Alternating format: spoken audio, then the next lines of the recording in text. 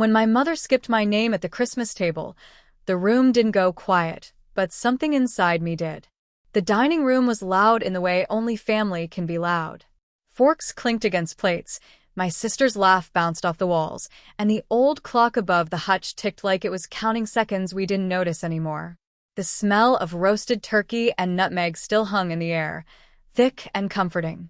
Mom stood at the head of the table with a stack of wrapped gifts in her arms, smiling that practiced smile she'd worn my whole life, tight at the corners, careful not to crease too much. "All right now," she said, clearing her throat. "Let's do gifts before dessert." I remember wiping my hands on a napkin, feeling like a child again, without meaning to. I was 42 years old, divorced, with a teenage son of my own, but something about being at my mother's table always made me smaller. Softer.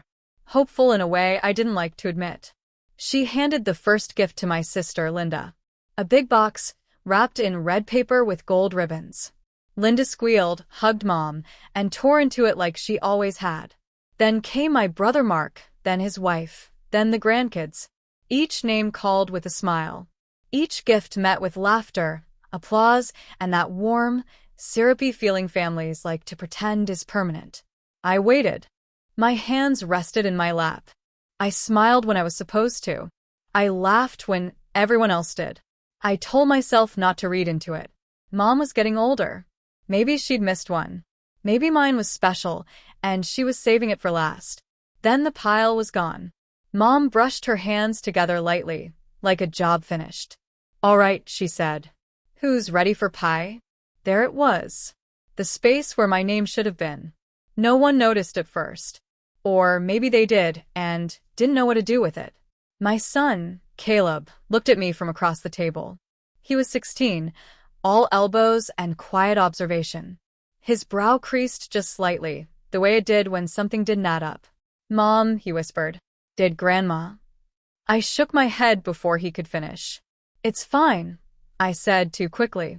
My voice sounded steady, but I felt that familiar heat behind my eyes, the one that meant I needed to breathe carefully or risk letting something spill. Mom avoided my gaze as she turned toward the kitchen. I noticed the way her shoulders stiffened. I noticed because I'd noticed those things my whole life. That was the moment. The first crack. The one I told myself didn't mean anything. Before that night, my life had been simple in a quiet, hard-earned way. I worked as an office manager for a small dental practice. Nothing glamorous, but it paid the bills.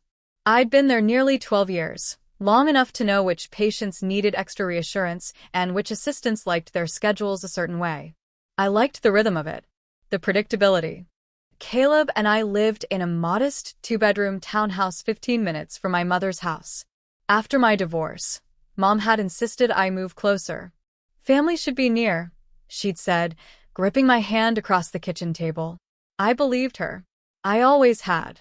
Most evenings were the same. Homework at the kitchen counter, dinner warming on the stove, the low hum of the dishwasher filling the spaces between conversation. Caleb was a good kid, quiet, thoughtful, with his father's dark hair and my habit of watching people closely. Too closely, maybe. My relationship with my mother had always been complicated. She wasn't cruel. She wasn't unkind. But she had a way of measuring love that left some people fuller than others.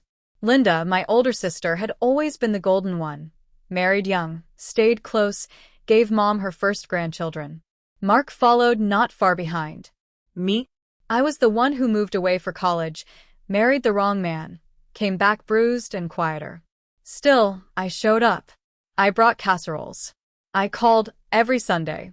I made sure Caleb wrote thank you notes in his neat, careful handwriting. I believed that effort mattered. That love, when given long enough, would even out. Christmas dinner had been at Mom's house for as long as I could remember. Same table. Same green tablecloth with a tiny tear near the edge. Same mismatched ornaments on the tree. I'd helped her cook that afternoon, chopping onions while she stirred gravy, the radio playing old carols softly in the background.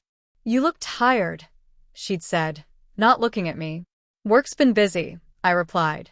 She hummed, non-committal. That should have been another clue. But I ignored it, like I ignored so many things. After the gifts, or the lack of one, we moved on as if nothing had happened. Pie was served. Coffee was poured. I laughed at Mark's jokes. I listened to Linda complain about her new neighbor. Mom asked Caleb about school, her voice warm and attentive. She didn't ask me anything. When it was time to leave, I hugged everyone goodbye. Mom's hug was brief, her cheek cool against mine. "Drive safe," she said. "You too," I replied, because old habits die hard. In the car, Caleb was quiet. The streetlights flickered past us like a slow heartbeat. "She didn't give you anything," he finally said. "I know," I answered. "Did you do something?" That question landed heavier than he meant it to. I tightened my grip on the steering wheel.